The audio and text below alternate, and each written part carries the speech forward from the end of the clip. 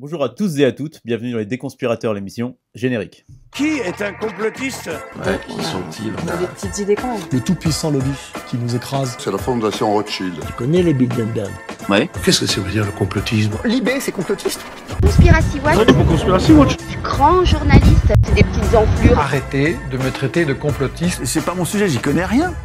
Donc la lune est creuse. On est des complotistes, on Ils assume. veulent robotiser les êtres humains. Nous sommes en train de vivre un génocide. Vous avez fait le mal. Les gens ridicules. Ce n'est pas du complotisme extrême. Je passe un très bon moment là. Je suis l'aigle.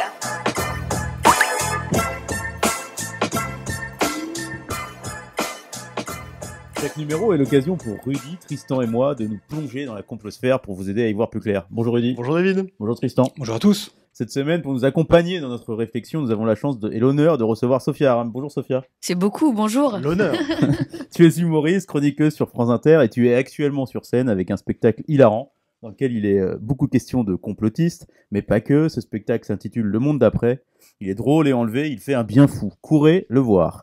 N'hésite pas à mettre ton grain de sel, évidemment, dans notre discussion sur la première partie de l'émission où il sera question de Booba, Taylor Swift et des agriculteurs. Tu vas voir, ça va être sympa. Et puis, dans la deuxième partie de l'émission, on va venir plutôt sur ton expérience à toi d'humoriste et puis aussi sur les menaces que tu reçois et puis la façon dont tu utilises l'humour pour nous parler du monde. J'adore ce programme.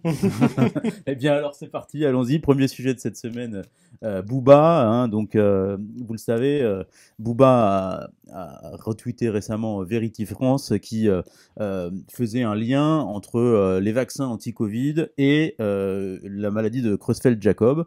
Ce à quoi le docteur Jérôme Barrière a réagi pour expliquer que cela ne reposait sur aucune donnée scientifique sérieuse. Et alors, ça a été l'halali sur le docteur Barrière. Il a été pris à partie par Booba et puis par tous les soutiens de Booba. Et Booba s'en est pris aussi à des journalistes comme Julien Pain de France Info ou Lilian Dao, et à toi aussi, Tristan, en te comparant à Francis Holm. Alors, voilà un petit peu pour la big picture de ce qui est cette évident histoire, quand on le voit, c'est quand même. D'après certains, c'est pas tout à fait évident. Mais donc voilà un peu pour la big picture de cette histoire. Qu'est-ce que ça vous inspire cette dérive? Je sais pas qui veut commencer. Peut-être toi, Tristan. Alors pour Booba, mon Dieu, un gros dossier Booba. Écoute, ça fait quand même des années que Booba en ligne a une empreinte absolument de dingue, complotiste de dingue. 6,3 millions d'abonnés sur X, Booba. Hein. Bah oui, c'est ça qui est fou, surtout qu'il a une base de jeunes, voire de très jeunes. C'est des ados qui l'écoutent. Hein. C'est quand même un modèle pour des millions de jeunes, quoi. Et il est en train d'insuffler, de pousser à la consommation de contenu complètement délirant. Et quand je dis délirant, ça va très très loin. Hein. Je veux dire que j'avais déjà relevé en 2020, je crois, le fait qu'il avait, par exemple, partagé une vidéo de Tal Chaleur, qui est un Thérapeute. Un urinothérapeute chaman, ouais. Complotiste Alors, dernier degré. qu'est-ce que l'urinothérapie? L'urinothérapie, c'est tu es malade, tu bois ton urine et tu vas mieux. Voilà. Et c'est surtout que pas celle-là. Non, celle-là, je c'est pas mal. Hein. Et donc ce monsieur-là, qui lui-même avait publié un bouquin qui est encore en vente aujourd'hui sur le site de la Fnac, qui s'appelle Vaccin, un génocide planétaire.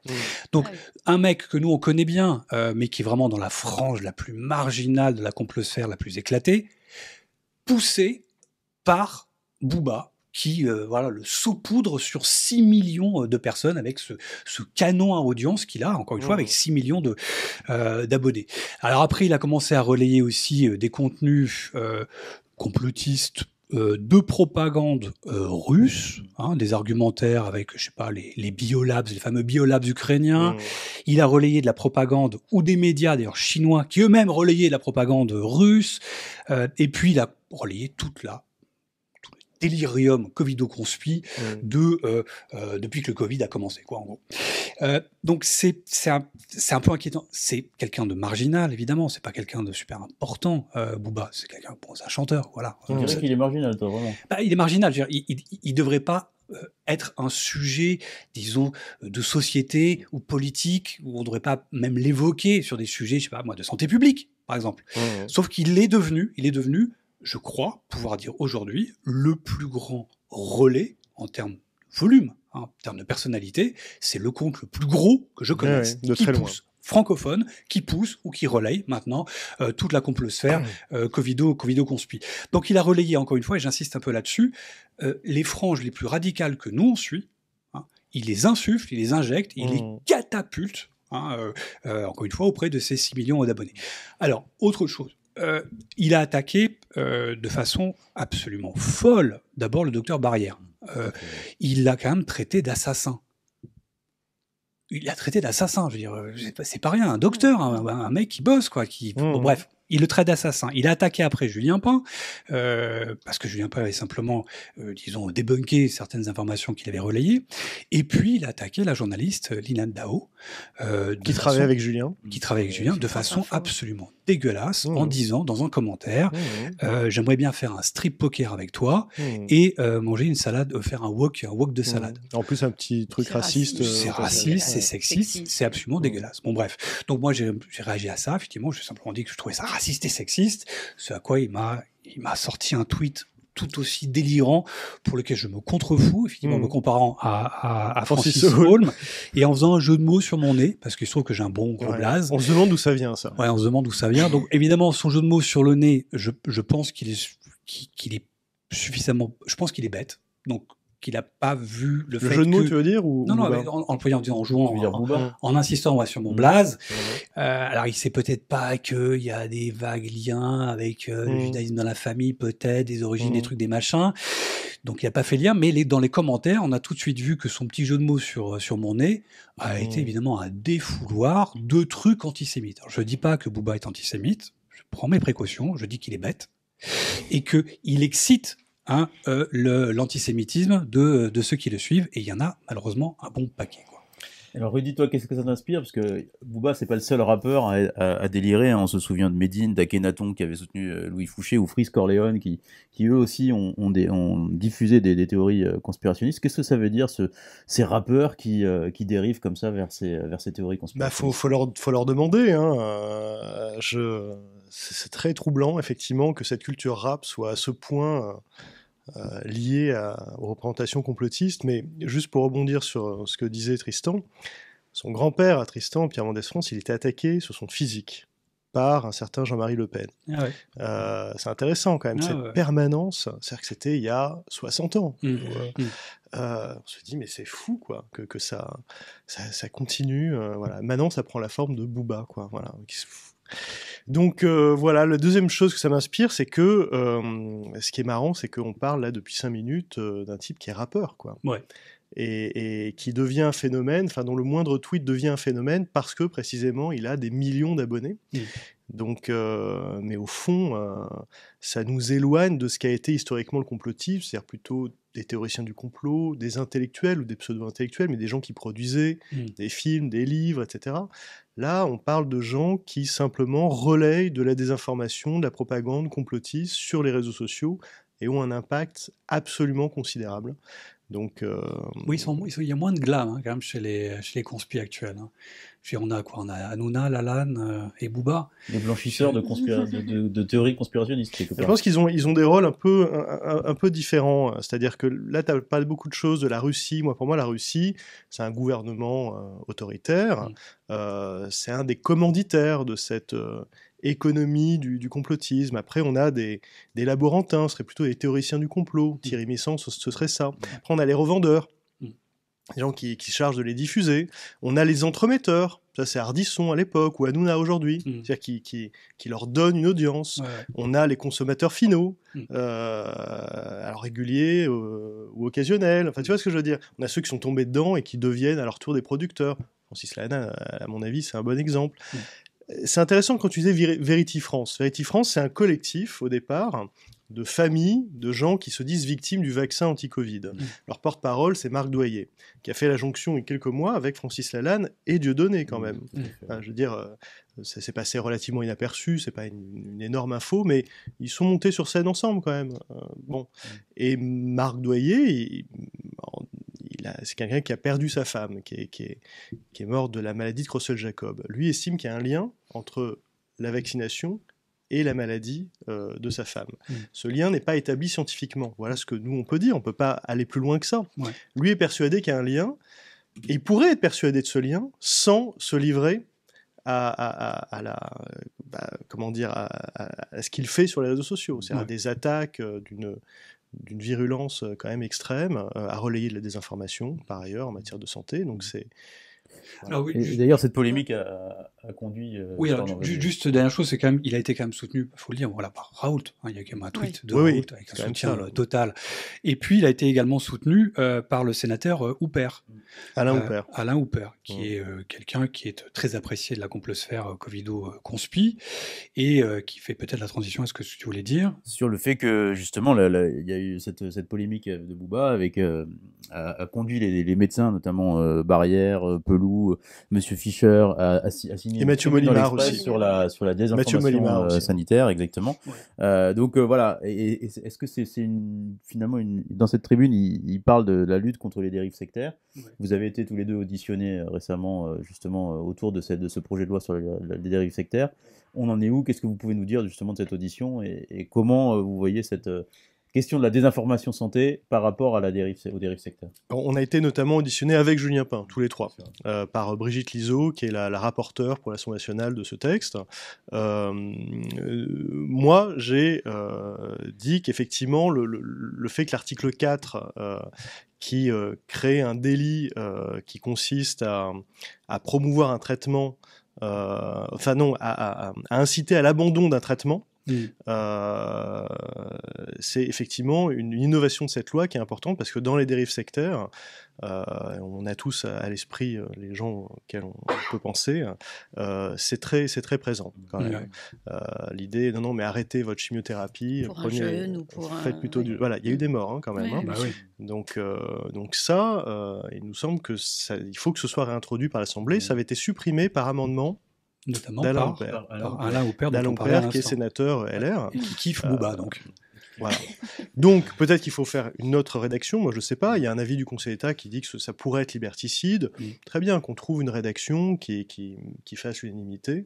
Mais qu'en tout cas, ce texte serve à lutter contre la désinformation en matière de santé parce que, à la fin, ce sont des gens qui meurent, quoi. Ouais. Alors, Sophia, dans ton spectacle, il y a beaucoup question aussi des antivax et de la façon dont ces antivax t'ont pris à partie et puis aussi ont écrit et dit des choses dramatiques. Comment tu as observé ce basculement autour de la santé, autour des questions de santé déjà, ce qui m'affole, c'est qu'on en soit encore là aujourd'hui. C'est-à-dire que le constat qu'on avait fait quand on avait écrit le spectacle, c'était pendant la crise du Covid. Donc, j'ai une espèce de faille spatio-temporelle. Je ne sais plus en quelle année c'était le confinement, etc. Mais 2020, ah, c'est ça.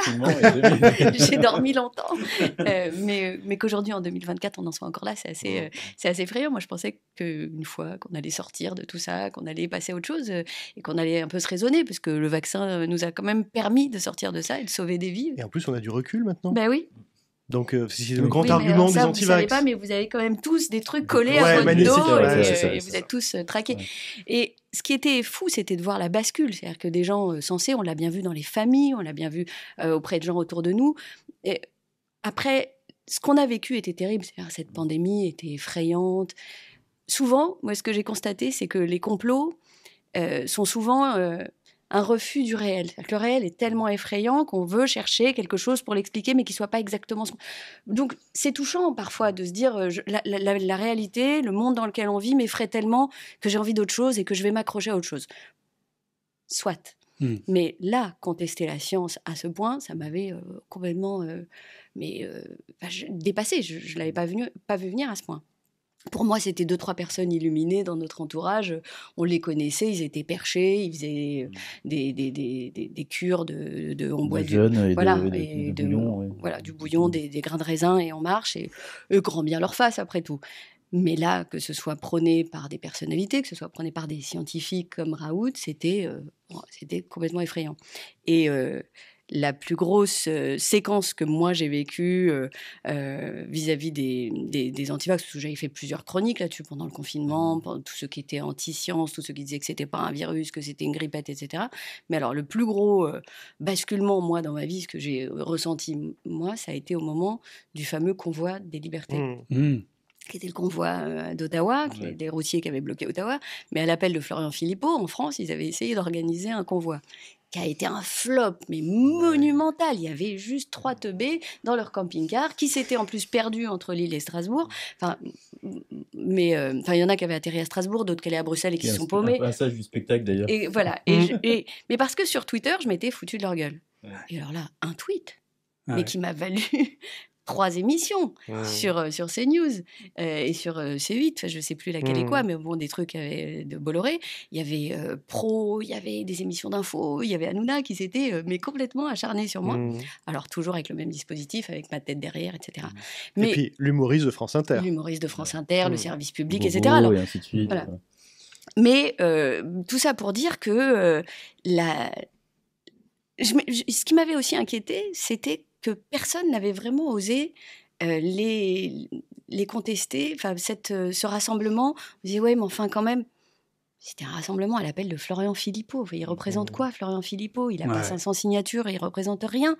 Et si on peut pas se foutre de la gueule de Florian Philippot et des rassemblements, qu'est-ce qu'il nous reste? Je veux dire, il ne me restait plus rien.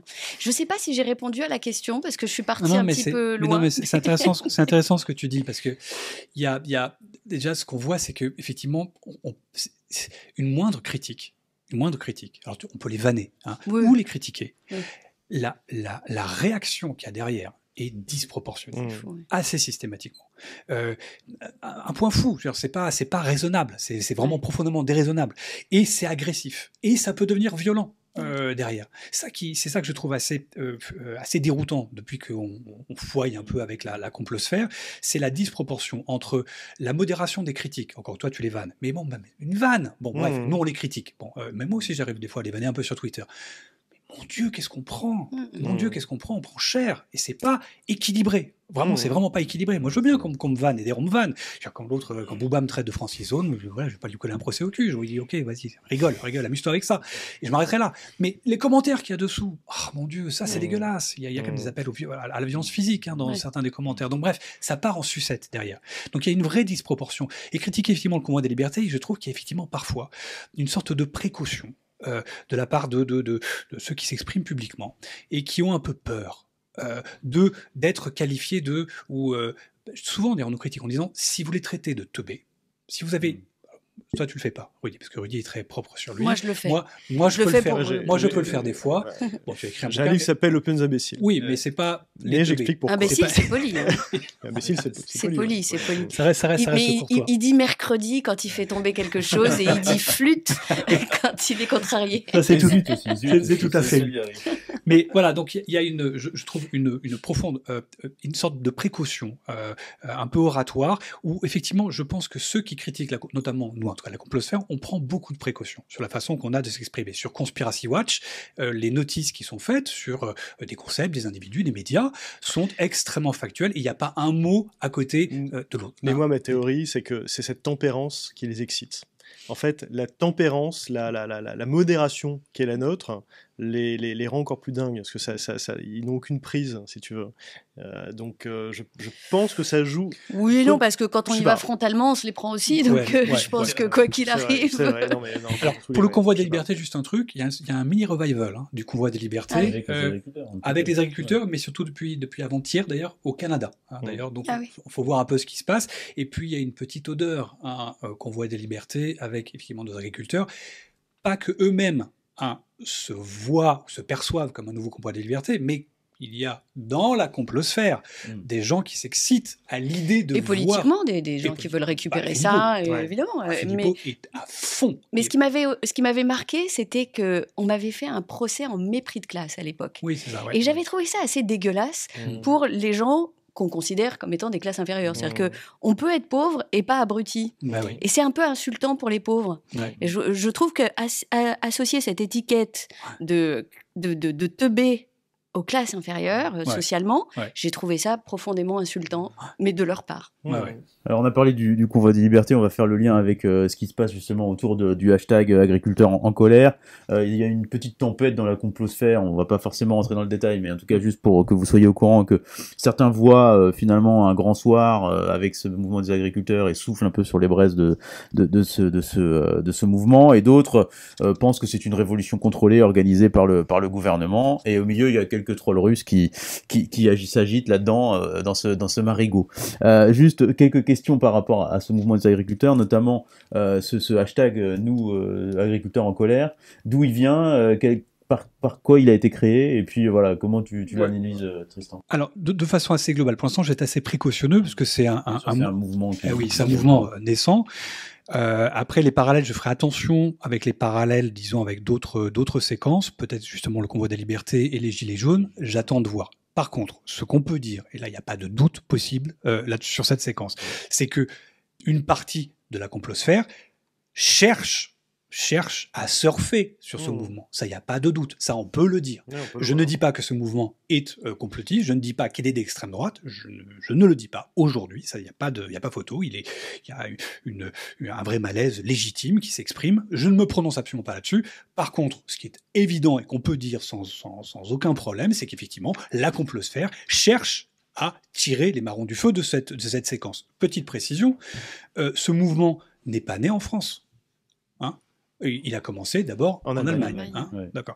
Et en Allemagne, on a quand même des empreintes assez inquiétantes. Avec l'AfD notamment. L'AfD et certains aussi figures QAnon qui ont pu aussi essayer de profiter aussi de cette séquence. Et dernière chose, ce mouvement qui a commencé en Allemagne, moi j'en ai entendu surtout parler aux États-Unis. Et notamment Tucker Carlson.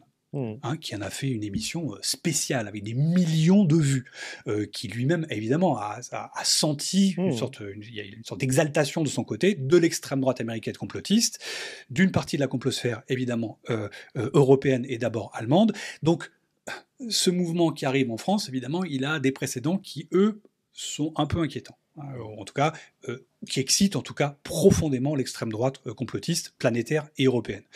Encore une fois, beaucoup de précautions sur ce mouvement que je ne juge pas. Il y a un malaise qui s'exprime. Il n'y a pas que les agriculteurs d'ailleurs qui commencent à se réveiller. C'est un mouvement social, une contestation sociale. Moi, je ne juge absolument pas. Mais bon, les récupérateurs, ceux qui soufflent sur les braises, qui ont une empreinte complotiste ou d'extrême droite comme Philippot, qui n'arrête pas. Il n'arrête pas. Il tweet tous les jours, plusieurs fois par jour. Il fait des vidéos tous les jours. On a plusieurs figures complotistes que nous on suit, qui font des reportages, qui sont partis à Rungis, à se filmer comme ça, machin, en disant je suis dans le cœur nucléaire de ce qui se passe, machin, révolution planétaire et compagnie. Bon, ça c'est des figures complotistes qu'on connaît très très bien et qui cherchent évidemment à surfer sur ce moment-là. J'espère que ce mouvement social ne sera pas bouffé, phagocyté, sali par ces profils qui cherchent à instrumentaliser évidemment le mouvement, quoi.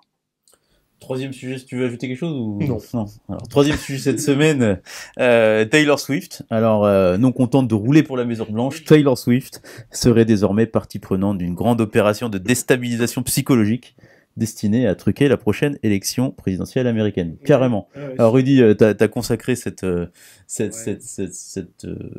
cette rumeur ta chronique d'Enfant-Tireur. Est-ce que tu peux nous expliquer juste cette rumeur et qu'est-ce qui se passe avec cette figure de Taylor Swift qui peut-être est finalement l'anti-Booba, quelque part? Je l'avais pas vu comme ça, ouais, on pourrait... Non, Taylor Swift, en fait, elle a construit sa notoriété au départ en venant de la country. Donc c'est un peu la belle-fille idéale de l'Amérique profonde, quoi. Et elle a pris des positions, il y a déjà depuis plusieurs années maintenant, contre Trump. Et puis elle s'est prononcée aux élections 2020 en faveur de Joe Biden. Et donc elle s'est aliénée tous les républicains, et évidemment les plus exaltés d'entre eux, notamment les QAnon, etc., qui maintenant n'hésitent pas à considérer qu'elle est une agent du Pentagone et qu'elle prend place dans un dispositif d'opération psychologique. Elle aussi. Voilà, qu'est-ce qu'on peut dire d'os? C'est-à-dire que la capacité des complotistes à faire quelque chose à partir de rien est quand même étonnante, quoi. Donc voilà. Mais en tout cas, c'est devenu une figure de détestation. Parce qu'on l'accuse même de pratiquer la magie noire, c'est ça, dans ses concerts? Ouais. Et alors le plus drôle, c'est que celui qui l'accuse d'être une agent du Pentagone a fait venir sur son plateau, c'est un peu le type qui a remplacé Tucker Carlson à Fox News. Oui, c'est Jesse Waters, animateur de Fox News. Exactement. Et début janvier, il fait venir une cartomancienne sur son plateau J'ai vu cette séquence, pour savoir de quoi 2024 va être fait, et elle tire les cartes sur Biden et Trump, et sur Trump, elle tire la carte de la mort, la faucheuse. Et là, gros blanc sur le plateau, évidemment. Et alors, ce qui est marrant, c'est que par ailleurs, Taylor Swift, elle est accusée de pratiquer la magie noire par ceux qui font venir des cartomanciennes sur leur plateau. Parce qu'ils savent. Hein. Donc c'est voilà, le sapin ils sont au courant. Donc ce moment est un peu magique, voilà, si tu me passes l'expression, et voilà, il n'y a pas grand-chose d'autre à dire. Elle est par ailleurs la cible de campagne absolument dégueulasse à base de deepfake pornographique. Ouais. Voilà. Mais elle est devenue une sorte de figure, elle est pareille, encore une fois, elle est sorte de panthéonisée dans l'imaginaire fantasmatique conspi, avec les Soros, les Bill Gates. Maintenant, il va y avoir elle, qui va être à chaque fois attaquée, elle va ressortir sur chaque séquence d'actu, elle va refaire surface. Elle est vraiment devenue effectivement la figure de détestation, et je crains que c'est que le début pour elle. Mais par ailleurs, c'est pas une militante démocrate. Elle s'est juste prononcée pour Biden contre Trump et pour l'IVG. Mais en fait, c'est suffisant pour en faire, oui. Oui, et ce qu'elle a proposé aussi, c'est qu'elle a lancé une espèce de campagne pour que les gens s'inscrivent sur les listes électorales, avec beaucoup de succès. Et c'est là où, quand tu dis que c'est l'anti-Booba, c'est vraiment ça. C'est-à-dire que quand une figure aussi mais populaire que Taylor Swift auprès des jeunes, quand elle s'engage pour une cause qui est simplement s'inscrire sur les listes électorales et aller voter, et ben ça marche. Et c'est ça qui fait peur aussi. Oui. Donc ça peut être bien aussi d'avoir de la popularité, mais bien sûr, bien sûr. Ouais. Eh bien, deuxième partie de cette émission avec toi, Sophia. Donc, on va rentrer dans le cœur de ton spectacle et de ton travail. Hein. Il est donc question du convoi des libertés dans ce spectacle, des antivax, des homophobes, des racistes, des racisés aussi, hein, avec Lorraine, je crois. Ouais.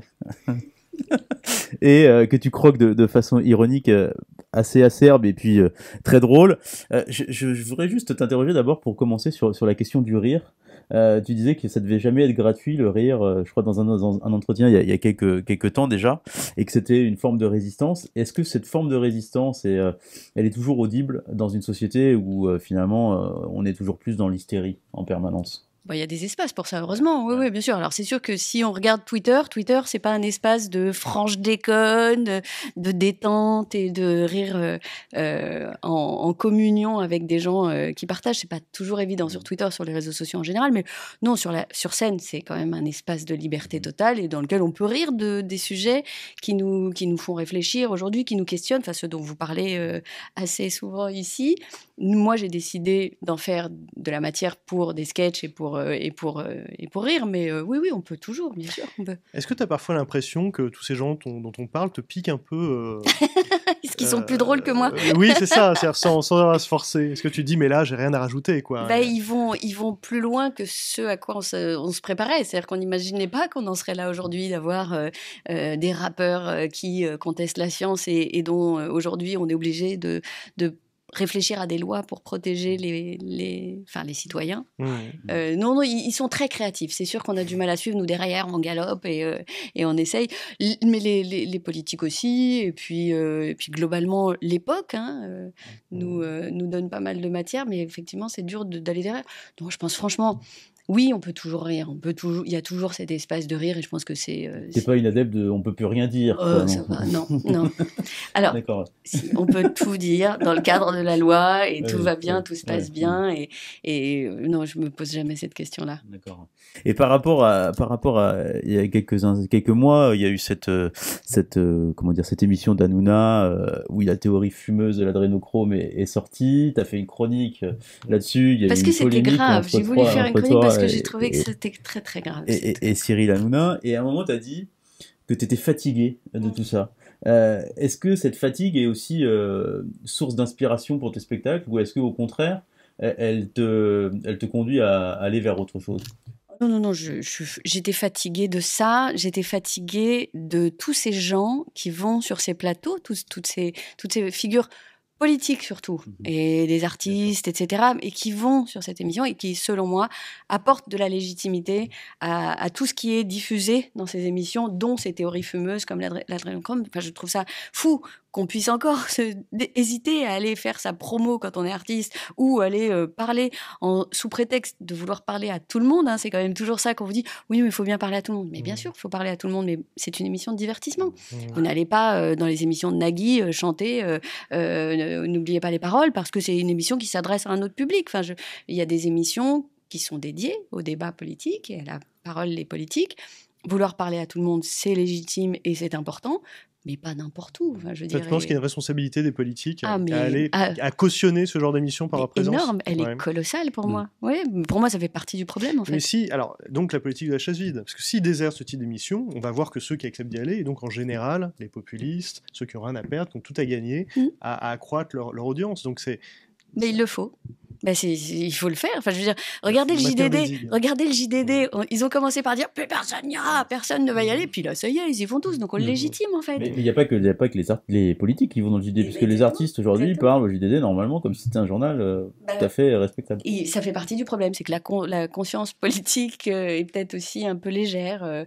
On s'est toujours battu contre l'extrême droite. Je veux dire, c'était la base des combats politiques, des artistes en France. Moi, depuis que je me souviens. À l'époque où des mairies venaient de basculer, c'était les premières fois où on avait des mairies qui basculaient à l'extrême droite, les mobilisations qui avaient lieu, il y avait des engagements qui étaient mais solides. Et aujourd'hui, ça tient quand même pas si longtemps que ça. On a du mal à tenir bon sur ces lignes et les digues sont en train de lâcher. C'est l'idée que de toute façon la stratégie du cordon sanitaire, elle est complètement révolue, quoi. Enfin, je veux dire, le discours dominant, c'est quand même l'idée que ça n'a pas marché le cordon sanitaire, donc maintenant faut parler à tout le monde, faut aller partout, mais peut-être que ça n'a pas marché parce qu'on n'a pas été je suis d'accord, parce que le cordon n'a pas été assez solide en fait, et qu'on n'a pas tenu et qu'on lâche, et aujourd'hui plus que jamais. Oui, je suis assez d'accord. Moi, je crois, j'ai que ça comme arme, c'est-à-dire que moi, je j'ai pas de problème avec le fait de me dire de ne pas aller, enfin que j'accepte de ne pas aller là-bas. Je réponds pas aux interviews, je réponds pas aux invitations. Alors, de fait, ils m'invitent pas beaucoup. Oui, ça m'étonne. Je n'ai pas beaucoup de sollicitations. C'est pas très dur pour moi de refuser les invitations puisqu'ils m'en proposent pas. Mais par exemple, quand je suis en promotion pour un spectacle, j'envoie pas d'invitation aux journalistes de ces chaînes-là. Et là, nous, on est aussi effectivement assez régulièrement invités par des chaînes conspi, essentiellement, qui seraient ravis de nous avoir sur les plateaux. Mais pareil que toi, évidemment, là, ça n'a absolument aucun intérêt, si ce n'est donner de la crédibilité à ceux qu'on va voir, tout simplement. Donc, je pense qu'on est sur la même ligne là-dessus. Pour ce qui est d'Hanouna, ce que je trouve assez spectaculaire, c'est qu'il est devenu vraiment un hub de satellisation. On parlait de Booba tout à l'heure. Hanouna fait partie de la même famille de problématiques. C'est qu'il donne une visibilité de folie pour l'adrénochrome. Franchement, nous on suit ça depuis en gros 2017, depuis les QAnon. Donc, depuis 2017, nous on voit quelle est la France qui est relayée. Et même chez les QAnon. Mais oui, c'était minoritaire. C'est-à-dire qu'ils n'osaient pas. Ils n'osaient pas aller là-dessus, parce que même pour eux, c'était délirant. Oui, c'est ça, c'est le cœur nucléaire des QAnon. C'était eux ne touchaient même pas à l'adrénochrome. Ils disaient que l'adrénochrome, les sacrifier les enfants, c'est un peu too much, machin. C'était quand même sur la frange, quoi. Là, on a quasi un prime time, je ne sais même pas à quelle heure c'est passé, avec des millions de vues, et puis après le et bordel des jeunes, que ça... en fait. C'est ça le souci. Et puis, l'obligation de venir derrière pour expliquer. Mais c'est fou. Enfin, on m'aurait dit, moi, quelques années après, quand moi j'ai vu les premières empreintes de l'adrénochrome, je pensais que ça allait mourir dans les tréfonds des gamelles souterraines de la complosphère. Et là, du Pizzagate. Et là, je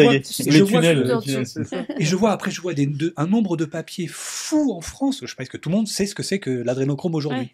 À cause de qui? Grâce à qui? Hanouna. C'est dingue. Donc moi, c'est cet écosystème informationnel qui donne une chance historique, à la frange la plus infime et extrême qu'on a pu côtoyer ces dernières années, ça me stupéfait. Franchement, ça me stupéfait. Il y avait pas ce mode opératoire avant, il n'y avait pas cette opportunité de visibilité avant, pas comme ça. Je veux dire, dans les années 90, si on regardait les franges marginales, il fallait aller dans des, dans les librairies souterraines, machin, s'acheter un magazine, je sais pas où, machin, qui disait des choses ou là. Aujourd'hui, franchement, voilà, on a des hubs d'accélération qui sont dingues, qui sont vraiment dingues. Et ça, c'est pas rassurant parce que ça devient après un objet médiatique, un objet pour lequel les médias, le monde est obligé de parler, le monde est obligé de faire un article entier sur l'adrénochrome. Ce qui est fou, quoi. On est en 2023. Mais c'est ça aussi, c'est-à-dire que le temps qu'on passe à désinformer, le travail que vous faites pour débunker des informations, c'est du temps aussi en moins pour les informations et pour des sujets qui me paraissent essentiels. Et la place que ça prend dans les médias est complètement folle. Et après, ça pose une autre question, c'est comment on fait pour parler au plus grand nombre.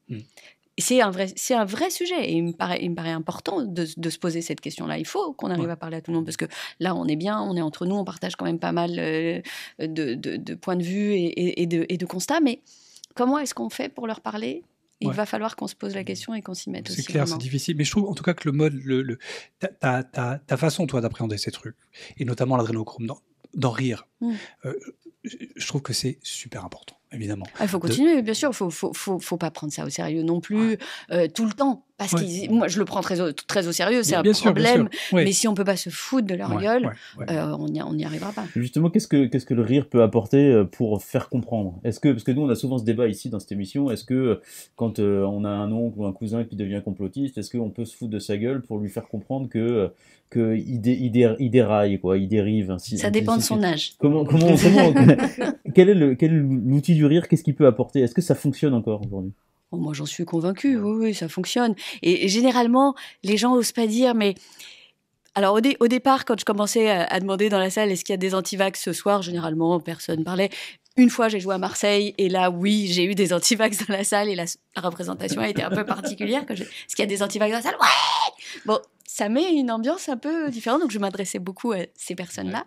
Mais justement, je pense qu'en se confrontant et en voyant à quel point ça suscite le rire de toute une salle, à un moment, on se dit, on est peut-être un peu seul, un peu minoritaire, est-ce qu'on ne peut pas se questionner ?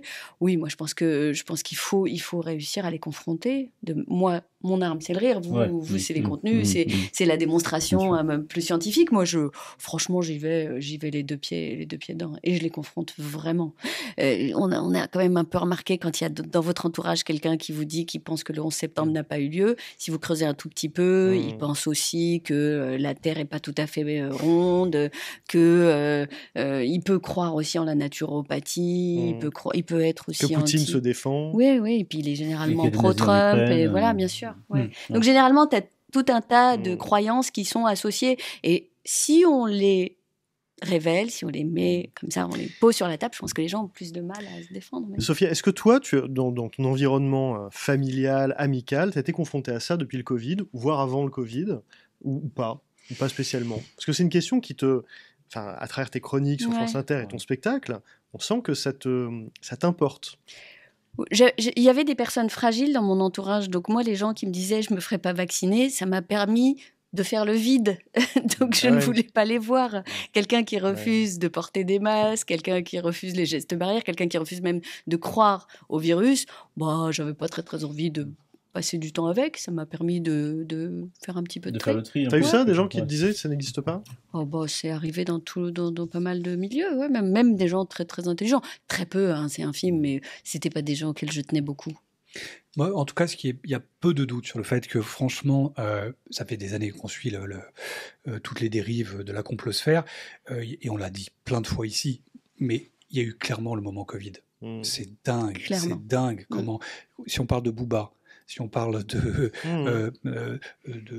toutes les personnalités qui ont émergé à la faveur de la crise sanitaire, qu'on ne connaissait pas avant. Qui ont basculé vraiment à ce moment-là. Vraiment, il y a des figures de la complosphère qu'on connaît bien, qui ont vraiment basculé durant le moment. Mais je me souviens très très bien, on était tous enfermés chez nous. Moi, je me souviens quand on a vu Raoult surgir la première fois, avec ses cheveux déjà pas lavés, quand on l'a vu surgir dans nos écrans, et il avait un truc à nous proposer, qui allait peut-être changer la phase du... Moi, j'ai regardé.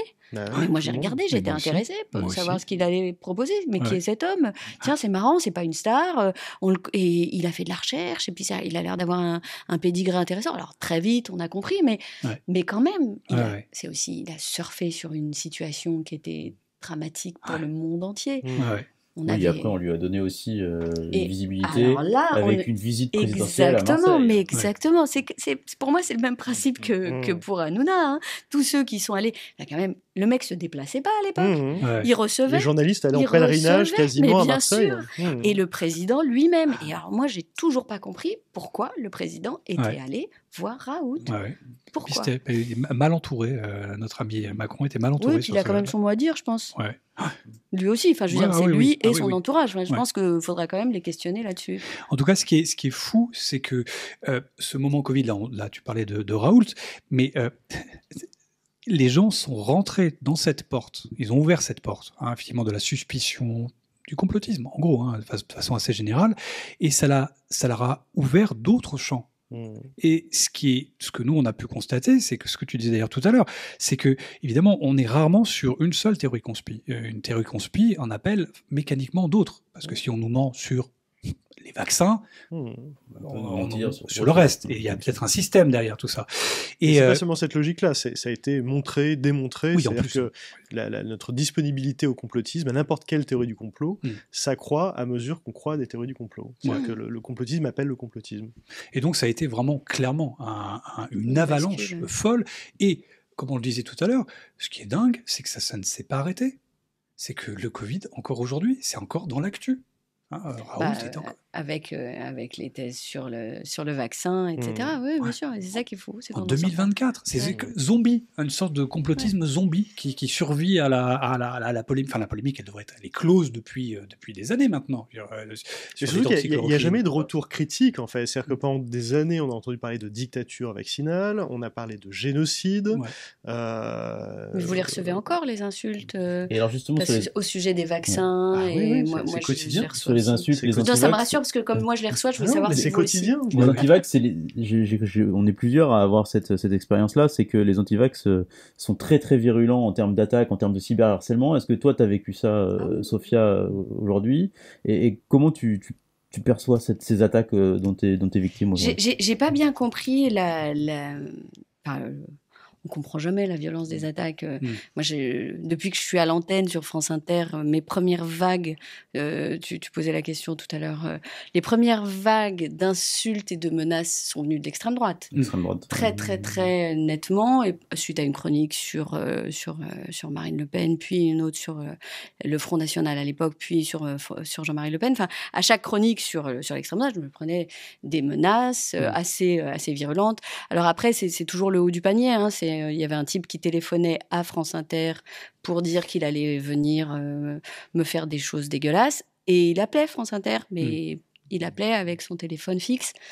Donc, quand la police est venue chez lui, ils se sont dit mince alors. C'est un peu notre chance. Ils sont quand même un peu teubés.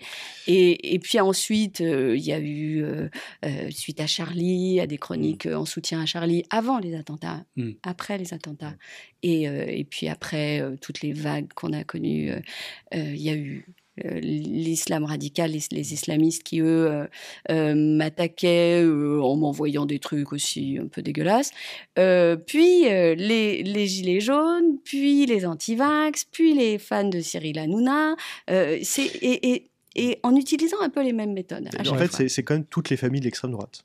C'est que des variations. Et les salafistes. Oui, c'est l'extrême droite en fait. Hein, c'est des fachos. Non, un peu. Enfin, je sais pas. Justement, tu parlais de Charlie Hebdo. On est très nombreux, notamment ici, à ne pas s'être remis complètement de ce massacre de Charlie Hebdo. Est-ce que ta façon de faire de l'humour a changé après cette date? Est-ce qu'on peut faire de l'humour de la même façon après ce qui s'est passé pour finalement des dessinateurs, des journalistes qui ont été tués pour avoir fait des dessins et un blasphème? Oui, moi j'étais sur scène à l'époque avec un spectacle qui parlait de ça, donc non seulement, on écrivait le spectacle au moment de Charlie, donc on l'a écrit en se disant qu'il fallait qu'on en parle, on ne pouvait pas ne pas en parler, donc on a vraiment écrit en parlant. Sauf qu'on était sur scène, j'étais sur scène le soir du 13 novembre, donc il a fallu que je rajoute ces éléments-là, et j'ai décidé d'en parler parce qu'à un moment donné, le 7 janvier. On avait le sentiment que c'était les caricaturistes qui étaient ciblés, puis on a eu le 8, puis on a eu le 9, donc on a compris que la police, les juifs qui font leurs courses à l'hypercachère sont ciblés, donc en fait, tout le monde est ciblé. Donc à un moment, il faut y aller, on va pas leur laisser. Oui, mais en fait, la prise de conscience, c'est le 13 novembre. Avant le 13 novembre, la plupart des gens normaux, non, tu vois ce que je veux dire, hein, quand je dis normaux. Pas journalistes, pas juifs, pas policiers. Se sentaient pas forcément impliqués, quoi. Oui, ce qui est sûr, c'est que le 11 janvier, quand on était tous dans la rue, à un moment, on était très, très, très, très, très, très nombreux ce jour-là. Et on s'est dit, est-ce que s'il y avait eu que l'hypercachère, est-ce qu'on aurait été aussi nombreux ? Et je crois pas. Et ça m'a beaucoup questionnée parce que je me souviens qu'après aux Zaratora, on était dans la rue, qu'on était très, très, très, très peu nombreux. Et surtout, il y avait très peu de non-juifs. Qu'après le 7 octobre, on était... le 9 octobre. Voilà, le 9 octobre dernier. Il y avait très peu de non-juifs. Et que finalement, ça continue de questionner sur notre capacité à nous mobiliser quand des vies sont attaquées en France ou ailleurs dans le monde pour ce qu'elles sont, enfin pour leurs croyances, pour leur appartenance. Enfin voilà, c'est un peu désespérant. Mais pour autant, il faut continuer. Moi, je continue. Je sais faire que ça, en fait. Je sais le faire que de cette manière-là. Donc, j'y vais toujours de la même manière. En fait, je réponds à la question de David. Pardon. Et tout à l'heure, au début de notre entretien, tu disais que t'en avais un peu marre de ces gens qui t'encourageaient à faire attention à toi et ainsi de suite. Je sais que tu as fait aussi une conférence publique au Grand Orient de France récemment où tu disais la même chose. Mais moins poliment. Et le fait, oui, exactement. mais le fait qu'on soit nombreux, pourquoi tu penses que le fait d'être nombreux peut nous aider tous et toutes à défendre cet idéal universaliste dont tu parlais dans cette chronique, dans cette conférence au Grand Orient de France? Parce que pour moi, le nombre protège. Et que si on était nombreux... Anne peut aller chez Cyril Hanouna, par exemple. Mais exactement, exactement. Pour moi, c'est une conscience qui doit être prise, mais collectivement. C'est-à-dire que c'est une prise de conscience qu'il faut qu'on prenne tous. À un moment donné, quand après Charlie, on se dit... Ils sont morts parce qu'ils avaient publié les dessins d'un dessinateur danois. Si toutes les rédactions de France, au moins, avaient publié ces caricatures, peut-être que ça les aurait protégés.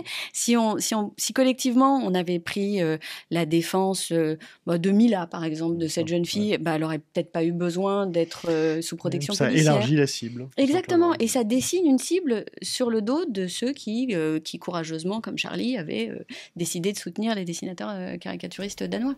Et tu dirais que justement, il y a moins cette capacité aujourd'hui à faire collectif dans la défense des causes. Comment tu... Est-ce qu'aujourd'hui, moins qu'hier, l'époque a changé à ce niveau-là ? Je ne sais pas si aujourd'hui, moins qu'hier, ça remonte. Hein, les abandons, ça se fait avec le temps. Successifs. Alors, c'est sûr que quand on regarde, il y a eu des petits récaps là récemment. Moi, je me souviens encore quand j'étais au lycée, au lendemain de la profanation du cimetière de Carpentras.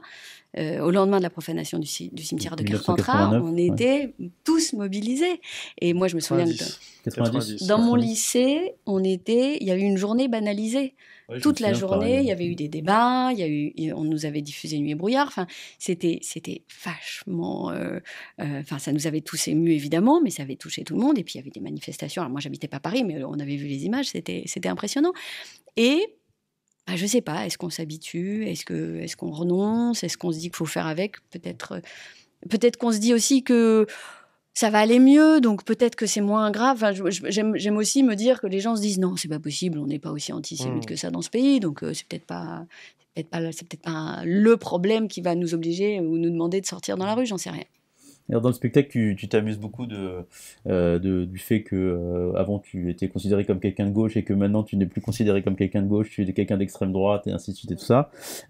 Qu'est-ce qui t'amuse dans ce basculement et pourquoi c'est une source d'inspiration pour toi ? Parce que moi, mon sentiment, c'est que j'ai pas changé. Mais quand je suis arrivée à France Inter, c'était 2010, 2011, c'était sous Sarko, j'ai été considérée comme une dangereuse gauchiste. Mais vraiment. Et je me souviens même, il y avait eu des papiers pour dire que j'étais clivante, que je clivais. Mais parce que moi, j'ai toujours dit d'où je parlais. Donc j'ai toujours dit que j'étais de gauche.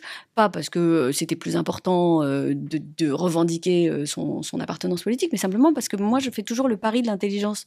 Donc des auditeurs, en me disant, au moins ils savent d'où je parle. Ils savent très bien que quand je critique la droite, je le fais depuis la gauche, évidemment. Et qu'on est capable dans une démocratie de comprendre qu'il y a des gens de droite, des gens de gauche, et de les entendre, et de les écouter, Enfin, voilà, je sais pas. A priori, dans un monde idéal, oui.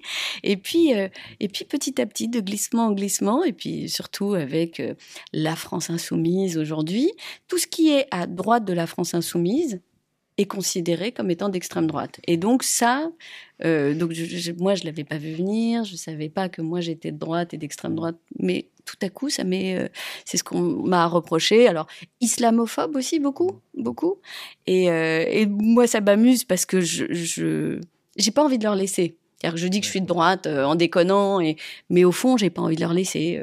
Je suis social-démocrate, mais quand on dit qu'on est social-démocrate, on est d'extrême droite aujourd'hui. Mais pour autant, je continue de le revendiquer.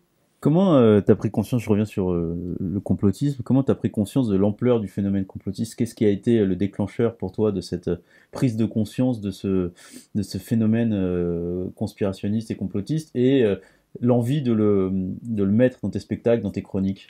C'est les glissements successifs en fait qui permettent de prendre conscience. Moi, je suis pas comme vous, j'ai pas je le découvre moi au long cours. Je me suis pas complètement plongée dans ces sujets-là, mais ça remonte quand même. Les thèses complotistes, elles ont toujours existé. Il y en a toujours eu. Maintenant, elles ont des vecteurs de diffusion. Elles ont des ambassadeurs et des ambassadrices qui sont assez puissants. On a dit qu'on parlerait pas de Ségolène Royal.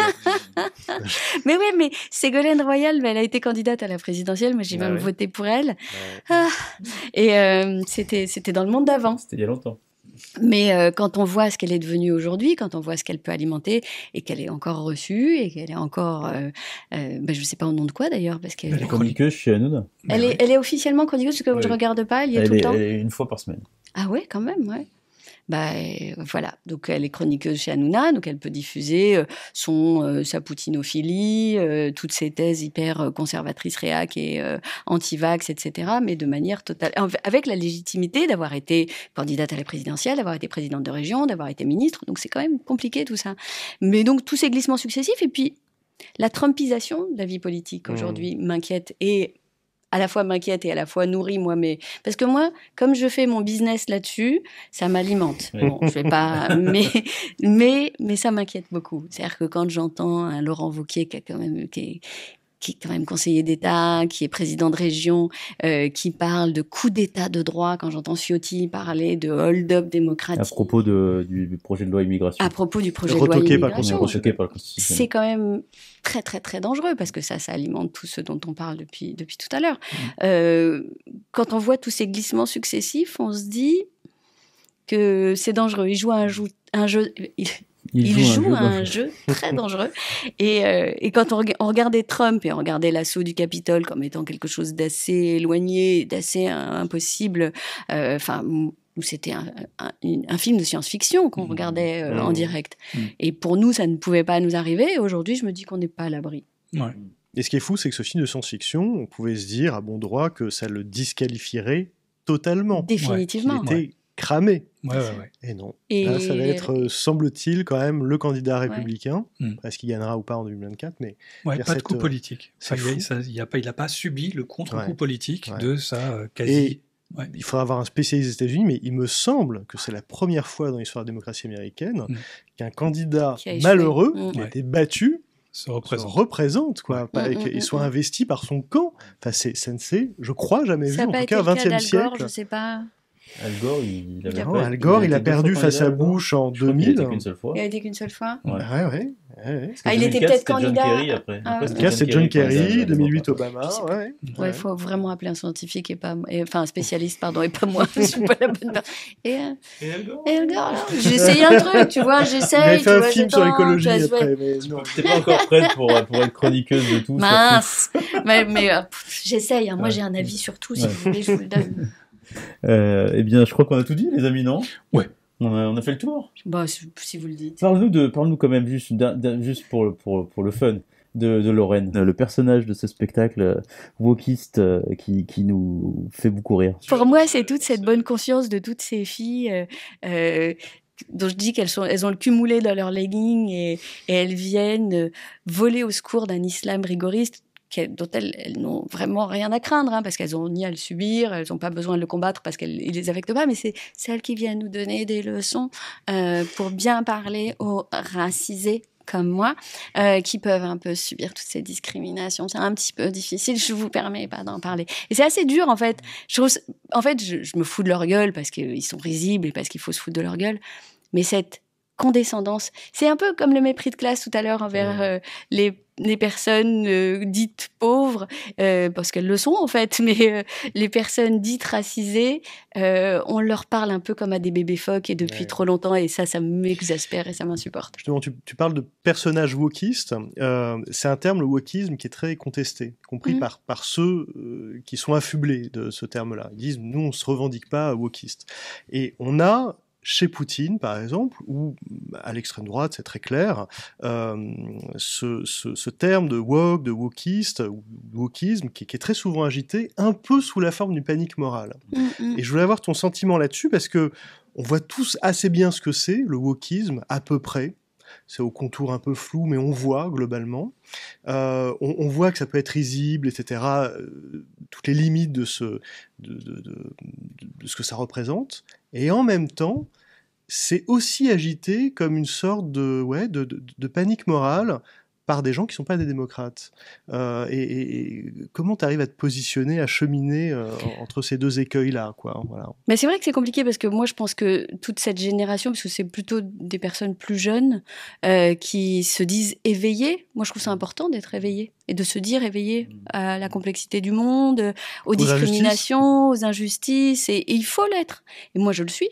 Je considère que je le suis. Mais j'essaye de ne pas confondre l'antiracisme et la WWF, et que pour moi, les minorités ne sont pas des espèces protégées, et qu'on peut combattre des discriminations basées sur le genre sans communautariser les combats. Pour moi, l'universalisme devrait pouvoir rentrer dans ces luttes sans mettre des espèces de cases dans lesquelles dans des couloirs dans lesquels on peut combattre, et d'autres vous serez complètement discrédités de ces combats et complètement interdits même de porter ces paroles-là sous prétexte qu'elles n'auraient pas la bonne couleur, pas le bon genre, pas la bonne étiquette politique. Je trouve ça un peu dangereux. Pour moi, l'universalisme permet d'épouser tous ces combats et d'être éveillé à tous ces problèmes. Et Yashamunk, le chercheur Yashamunk, parle de piège identitaire qui est peut-être plus adéquat. Et de synthèse identitaire. Et de piège identitaire pour justement parler de wokisme. Avec une seule petite limite, c'est que dans son analyse, il n'y a pas les religions. C'est vrai. Et chez nous, c'est un sujet. C'est vrai. Eh bien, parce que je suis athée et que pour moi, c'est vraiment le truc, la base de tout. Comme je suis athée, c'est vraiment un truc que je revendique. Et on ne rentre pas dans les cases, nous, les athées. Enfin, moi. Je sais pas vous, je veux pas vous entraîner avec moi, vous avez assez de problèmes comme ça. On est avec toi. Eh bien, merci Sophia d'être venue nous voir, c'était vraiment un grand plaisir de te recevoir. Tu es donc le vendredi 2 février au Puy-en-Velay chez Laurent Wauquiez. Absolument, absolument, c'est complet, vous pouvez pas venir, voilà, c'est complet. Et par contre, 22, 23 et 24 février au Théâtre Libre à Paris, c'est ça? Absolument, et en tournée dans toute la France. Et en tournée dans toute la France pendant toute l'année 2024. Merci. Et toujours sur France Inter le lundi? Oui, France Inter, les le lundis, lundi, une fois par semaine. Merci, oh là là, vous êtes bien, dis donc. 8h59, c'est ça? 8h55. Ah non, 55, moi, 50, enfin, ça dépend de Claude Askolovitch, mais c'est plutôt 8h57. 8h57, alors voilà, 8h57 tous les lundis sur France Inter. Cette émission a été réalisée par Martin Béraud et nous on vous dit à très bientôt. Salut les gars. Salut, merci Sophia. Ciao. Merci.